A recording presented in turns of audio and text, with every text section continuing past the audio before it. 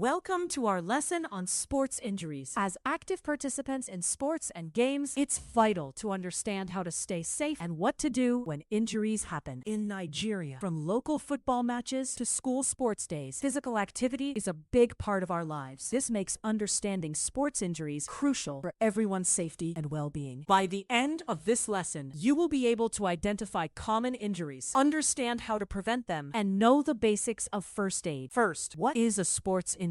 A sports injury is any type of injury that occurs during athletic activities or exercise. It can happen suddenly from an impact or develop over time from repetitive stress on your body. We can classify injuries in two main ways: by how they happen, suddenly, which we call acute, or gradually over time, which we call chronic. We also classify them by the type of body tissue affected: soft tissues like muscles and ligaments, or hard tissues like bones. Let's look at our first common injury, the sprain. A sprain is an injury to a ligament, the tough band that connects one bone to another at a joint. This happens when a joint is twisted or forced beyond its normal range, stretching or tearing the ligament. The ankle is the most common site for a sprain. Sprains are often caused by sudden twisting motions, like stepping awkwardly on an uneven football pitch. To prevent them, always warm up properly, wear shoes with good support, and work on strengthening the muscles around your joints. For a sprain, use the right principle. Rest the injured part, apply ice to control swelling, use compression with a bandage, and elevate the limb. If the pain is severe, seek medical help. Next up is the strain. A strain is an injury to a muscle or a tendon which connects muscle to bone. It's often called a pulled muscle. Strains happen when a muscle is overstretched or torn, for example, during sprinting or sudden movements. The hamstring is a common site for strains. Strains are caused by overstretching or not warming up properly. You can prevent them by always warming up, increasing your exercise intensity gradually, and cooling down with stretches after you finish. The first aid for strains is the same as for sprains. We use the RICE method: rest, ice, compression, and elevation to manage the pain and swelling. Finally, let's discuss fractures. A fracture is simply a break or crack in a bone. Fractures can be closed, where the skin is not broken, or open, where the bone comes through the skin, which is very serious. There are also stress fractures, which are tiny cracks from overuse. Fractures are caused by direct hits, falls, or severe twists. To prevent them, always wear protective equipment. Check that your playing area is safe and eat foods rich in calcium for strong bones. Let's recap. We've learned to identify sprains, strains, and fractures. We understand that prevention through warm-ups and protective gear is vital. And we know the RICE method for immediate first aid for sprains and strains. Stay safe.